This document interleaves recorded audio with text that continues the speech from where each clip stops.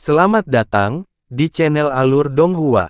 Sebelum menonton, silahkan subscribe, biar Mimin tambah semangat update-nya. Tubuh Wim yang besar itu bergidik saat dia mencambuk ekornya dan membuka mulutnya untuk meledakkan pilar cahaya biru. Busur petir ungu yang memiliki ketebalan yang sama dengan mangkuk besar juga meletus dari sisa tanduknya.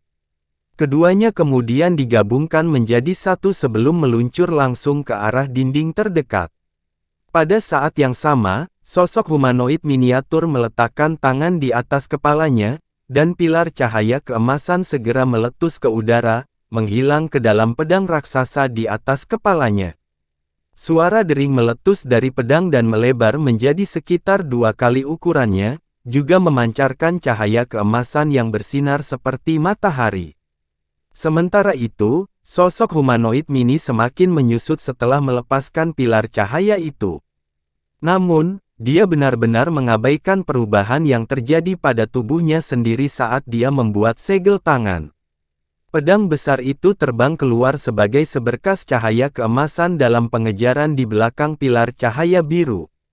Kedua serangan itu menargetkan tempat yang sama di dinding. Ledakan yang menggema meletus saat cahaya biru dan keemasan meledak dan terjalin satu sama lain, membentuk bola cahaya raksasa yang berukuran beberapa puluh kaki dengan sambaran petir ungu yang tak terhitung jumlahnya berkilauan di atas permukaannya. Bola cahaya perlahan-lahan bisa tenggelam ke dinding, dan tampaknya tak terbendung karena mengancam akan secara paksa merobek penghalang spasial. Wim dan sosok humanoid miniatur sangat gembira melihat ini. Wim memanggil pria dengan nama keluarga Weng, dan tubuhnya mundur ke ukuran semula saat menyapu pria itu sebagai seberkas cahaya hijau sebelum meluncur langsung ke arah bola cahaya besar. Pria bermarga Weng itu melirik Han Li dengan dingin saat dia tersapu. Pada saat ini, Han Li melihat dengan ekspresi kosong, namun tidak melakukan apapun untuk menyelamatkan dirinya sendiri. Wim itu meliriknya seolah-olah dia sedang menilai orang mati sebelum melepaskan raungan panjang dan menghilang ke dalam bola cahaya. Tidak takut Han Li juga mencoba melarikan diri melalui jalan yang sama. Bola cahaya ini mengandung kekuatan esensial sebenarnya dari dirinya sendiri dan sosok humanoid mini, jadi tidak ada yang bisa melewatinya kecuali mereka ditemani oleh salah satu dari mereka. Sosok humanoid miniatur itu juga melesat maju sebagai petak cahaya keemasan, menyapu gendut sebelum juga meluncur ke arah bola cahaya. Tepat pada saat ini, petir tumpul tiba-tiba meletus di dekatnya, diikuti sosok humanoid bersayap muncul di tengah ledakan fluktuasi spasial. Sosok humanoid itu kemudian mengayunkan lengan bajunya, dan petak cahaya abu-abu melonjak menuju cahaya keemasan. Sosok humanoid miniatur itu merasakan semburan kekuatan hisap muncul dari udara tipis, ia terkejut ketika sosok humanoid lain menempel di tubuhnya. Melihat kamu punya jalan keluar dari sini, aku yakin kamu tidak keberatan membawaku bersamamu, kan, senior?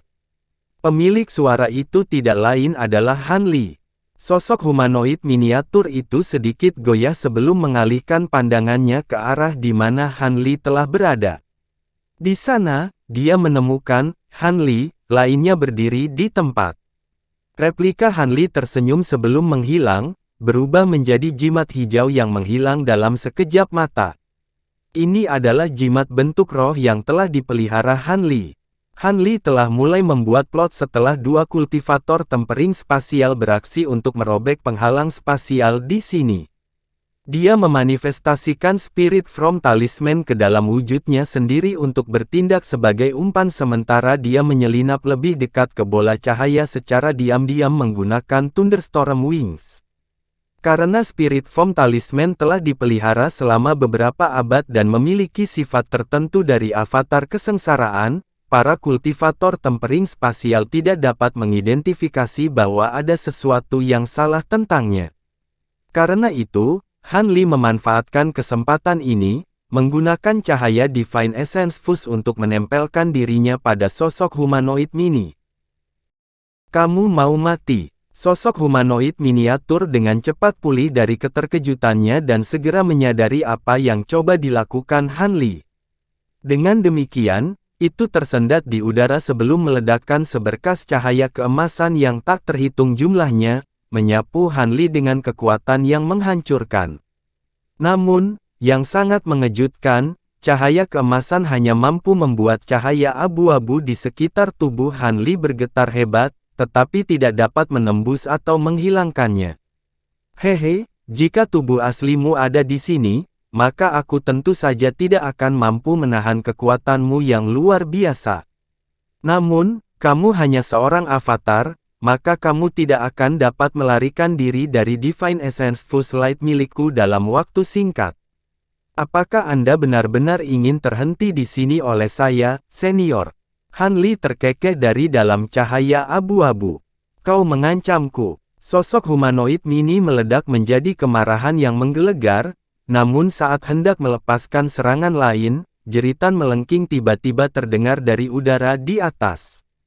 Setelah mendengar tangisan mengerikan ini, suhu tubuh Han Li naik drastis karena semua darahnya melonjak ke permukaan kulitnya. Namun, Han Li sudah sepenuhnya menguasai seni Vajra, jadi kulitnya memiliki ketabahan yang tidak kalah dari harta kelas atas. Dengan demikian, ia dapat mengurangi ketidaknyamanannya dengan mengaktifkan seni kultivasi ini. Namun, ekspresi humanoid miniatur itu berubah drastis setelah mendengar pekikan ini. Meskipun gendut itu dilindungi oleh cahaya keemasan yang memancar, wajahnya masih langsung memerah saat mendengar tangisan ini, dan tubuhnya mulai bergoyang-goyah. Itu menggunakan teknik menangis darah. Sosok humanoid miniatur itu dengan cepat mengayunkan tangan ke udara, di mana pilar cahaya keemasan meletus dan menyuntikkan dirinya ke tubuh gendut itu. Setelah itu, gendut itu bergidik dan wajahnya kembali pucat. Pada saat ini, cakar tulang besar tiba-tiba menjulur keluar dari salah satu pintu cahaya yang terpelintir, mencoba memaksanya terbuka lagi. Cakar putih itu memancarkan tekanan spiritual yang mencengangkan. Jeritan mengerikan sebelumnya juga muncul dari dalam pintu cahaya itu. Han Li mengesampingkan keheranan di dalam hatinya saat dia bertanya dengan sikap yang sangat tenang, sepertinya iblis humanoid tulang giok itu akan segera muncul. Jika senior tidak melarikan diri dari tempat ini dan menghancurkan lorong ini untuk mencegah iblis melarikan diri, maka kita benar-benar akan binasa di sini.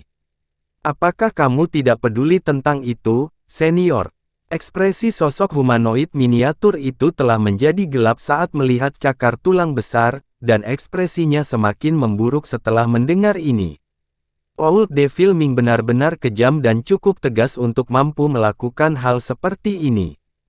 Pada saat ini, cakar tulang lainnya menemukan jalan keluar dari pintu cahaya.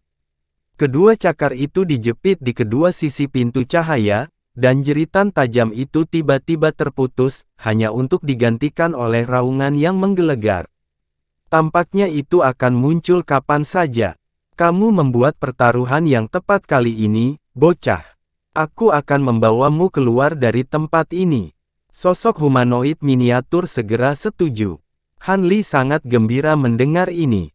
Cahaya Divine Essence Fuse Light di sekitar sosok humanoid miniatur sedikit mereda, diikuti oleh cahaya keemasan yang cemerlang tiba-tiba meletus, menyelimuti sebagian besar cahaya abu-abu sebelum terjun ke bola cahaya besar dengan Han Li di belakangnya.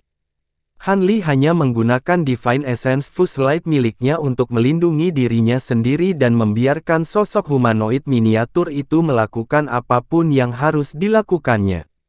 Setelah memasuki bola cahaya, Han Li merasa dia dilanda rasa pusing, setelah itu dia tiba-tiba muncul di udara di atas gunung. Ada bola cahaya besar melayang di udara di dekatnya. Namun, hanya setengahnya yang terlihat sementara separuh lainnya mungkin masih berada di dalam ruang aneh tempat mereka baru saja melarikan diri.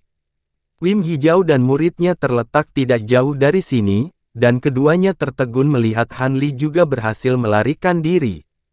Han Li segera membuka sayap badai petirnya dan menghilang sebagai busur petir biru dan putih dalam sekejap mata. Detik berikutnya, dia muncul beberapa ratus kaki jauhnya. Untuk beberapa alasan, sosok humanoid miniatur tidak berusaha menjebaknya dan membiarkannya dengan mudah membuka jarak di antara mereka. Wim hijau kecil memandang dengan ekspresi dingin, dan cahaya menyeramkan melintas di matanya saat bersiap untuk menyerang Han Li. Namun, tepat pada saat ini, semburan fluktuasi spasial yang mengerikan tiba-tiba meletus dari dalam semi bola cahaya yang masif.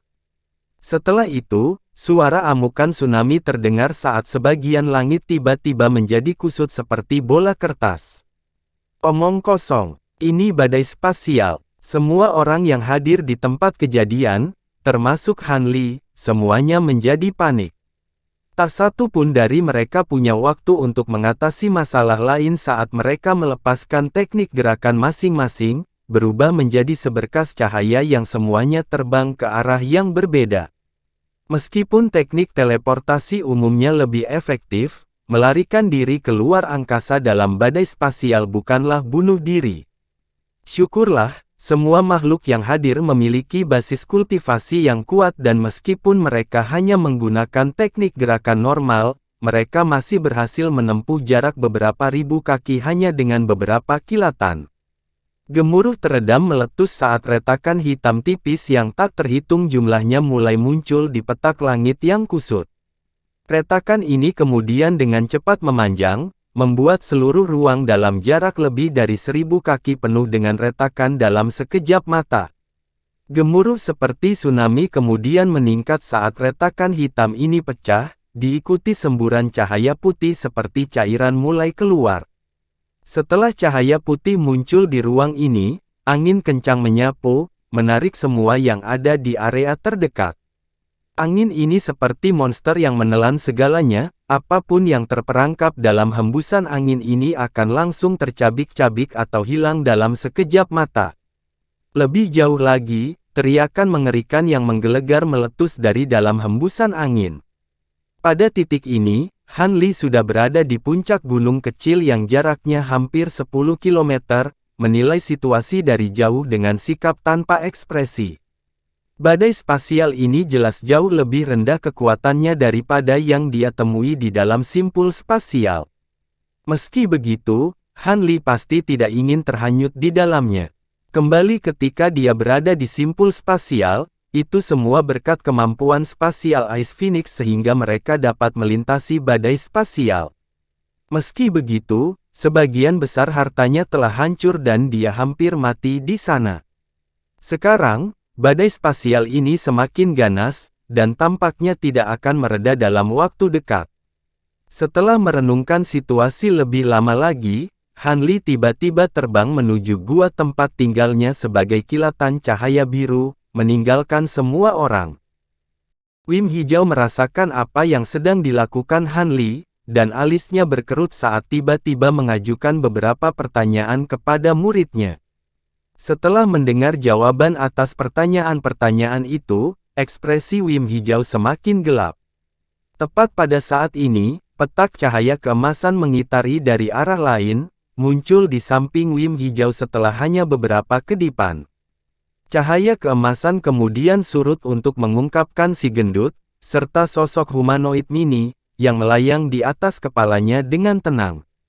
Kakak Ming, apakah kamu benar-benar akan membiarkan bocah itu pergi? Jika dia melaporkan apa yang kita lakukan di sini kepada pengawal langit, itu akan sedikit merepotkan kita, tanya sosok humanoid mini itu.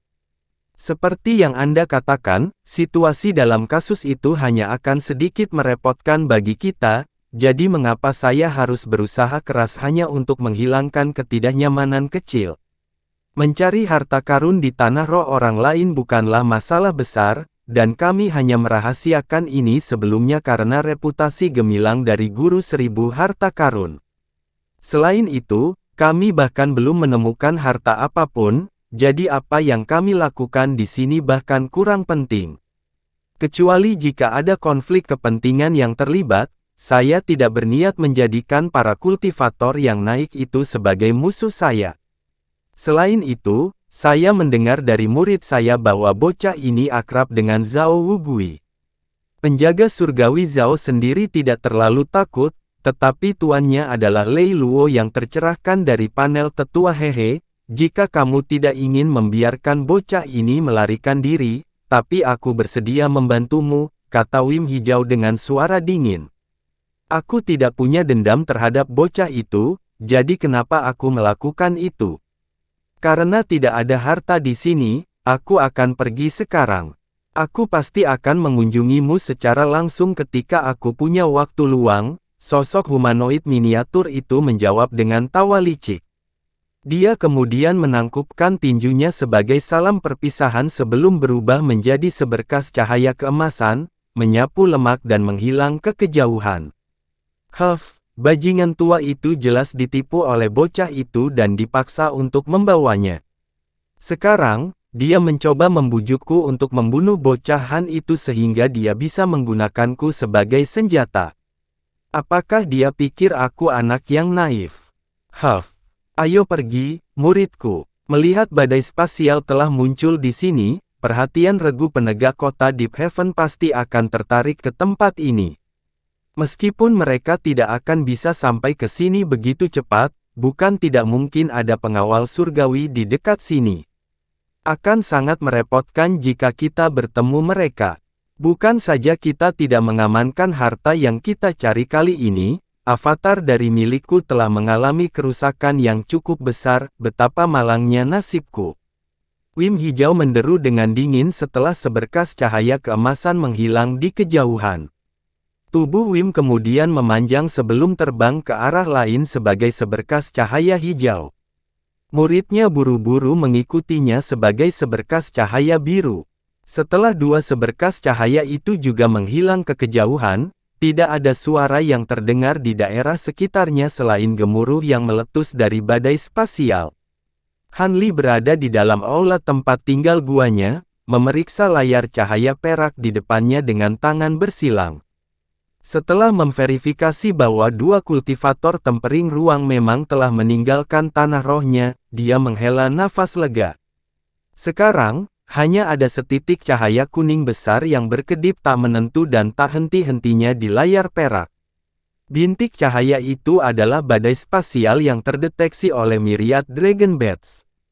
Situasi Han Li berbeda dengan Old Devil Ming dan yang lainnya, orang-orang itu bisa pergi begitu saja tanpa berpikir dua kali, tetapi dia harus tetap tinggal dan memantau badai spasial ini kalau itu menghancurkan plotnya di tanah roh. Syukurlah, dia telah mengumpulkan pengalaman luas di area seperti itu dari perjalanannya melalui simpul spasial, jadi dia tahu bahwa badai spasial seperti ini umumnya tidak akan berlangsung terlalu lama. Seperti yang diharapkan, setelah sekitar 2 jam, setitik cahaya kuning di layar cahaya secara bertahap mulai meredup. Setelah 15 menit, itu benar-benar menghilang. Han Li menghela nafas lega setelah melihat ini.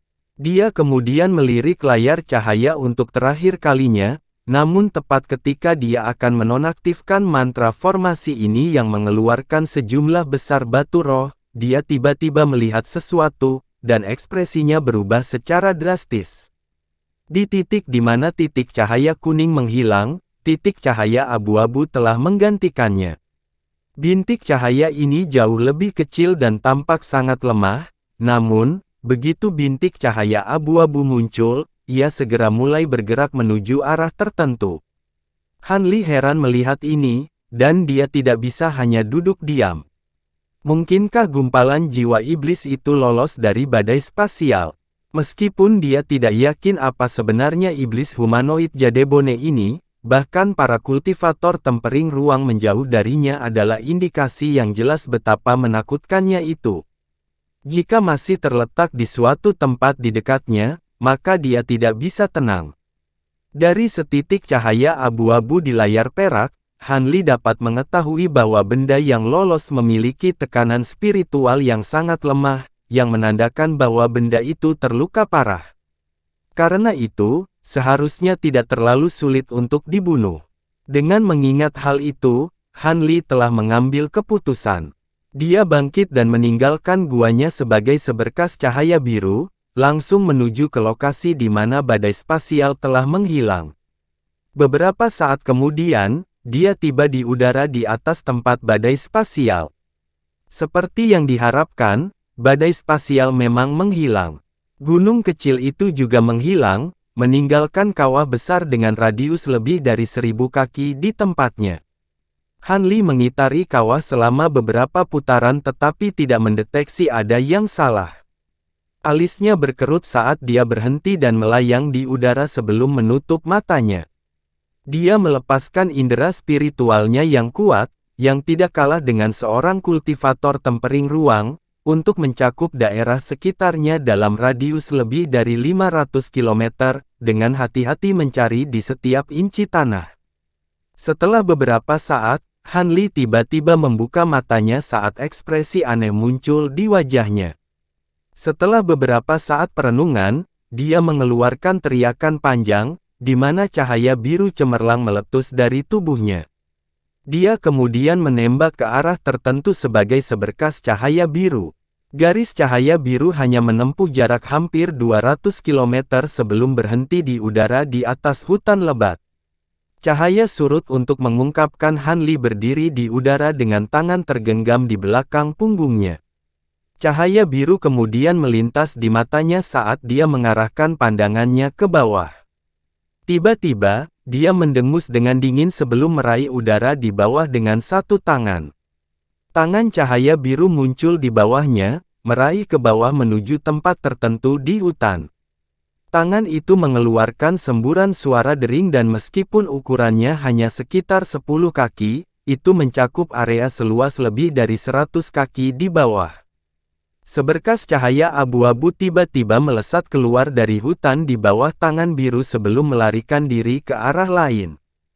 Han Li tampaknya telah mengantisipasi hal ini, dan dia dengan cepat mengangkat tangannya yang lain untuk menjentikkan kelima jarinya ke arah cahaya kelabu. 5 benang merah segera muncul dari ujung jarinya sebelum menghilang ke angkasa. Detik berikutnya, benang merah muncul kembali sebelum dengan cepat mengikat diri di sekitar bola lampu hijau. Cahaya abu-abu segera mulai membengkak dan menyusut tak menentu seolah mencoba membebaskan diri. Namun, Han Li telah membuat segel tangan saat api merah menyala meletus dari 5 benang api, benar-benar menelan cahaya abu-abu. Tangisan sedih meletus dari dalam cahaya abu-abu dan tampaknya sangat lemah karena benar-benar dimusnahkan oleh api merah, memperlihatkan benda putih murni. Han Li mengangkat alisnya saat dia melambaikan tangan ke bawah tanpa ekspresi. Api di permukaan objek segera surut, dan secara paksa ditarik ke dalam genggaman Han Li.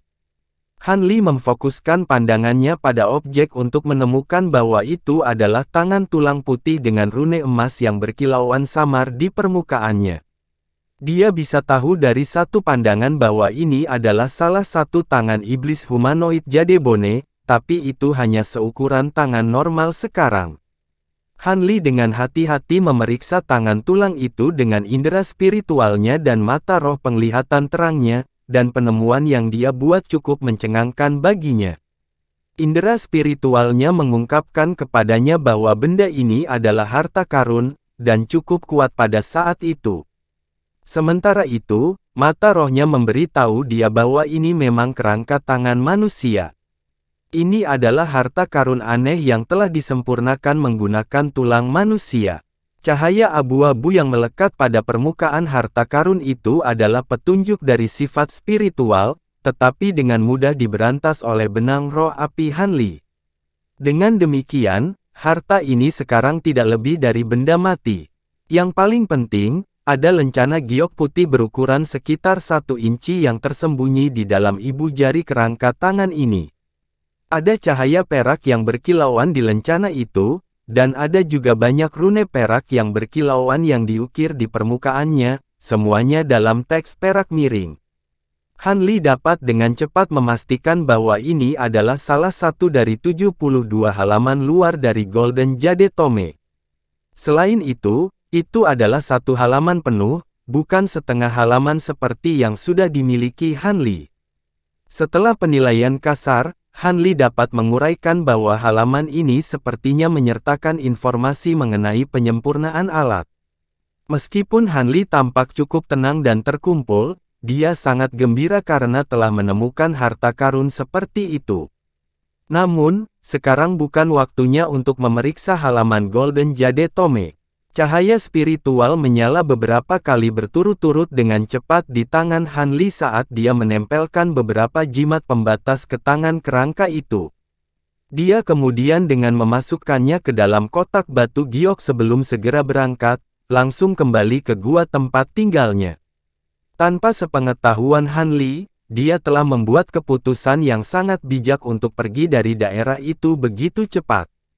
Tidak hanya setelah dia menyelinap kembali ke guanya, sebuah formasi tiba-tiba muncul dari udara tipis di atas tempat di mana badai spasial pernah berkecamuk. Cahaya putih cemerlang berkelebat saat bahtera emas berkilauan muncul. Bahtera itu membawa dua pengawal surgawi lapis baja emas, satu dengan alis lebat dan mahkota kain di kepalanya, sementara yang lain cukup ramping dengan sepasang alis tipis yang halus. Mereka masing-masing adalah seorang pria parubaya dan seorang kultivator wanita cantik. Ini pasti lokasi yang muncul di All-Encompassing Disk. Dari tampilan sisa fluktuasi spasial, badai spasial tampaknya berskala kecil dan bisa saja merupakan hasil dari bencana alam yang langka. Itu memang tampak seperti badai spasial yang agak kecil dan relatif tidak berbahaya, dan tampaknya hanya berlangsung singkat. Kalau tidak, itu akan melakukan lebih dari sekadar meruntuhkan gunung kecil itu ke tanah. Kultivator laki-laki itu mengangguk, sambil memeriksa segala sesuatu di sekitarnya dengan indera spiritualnya.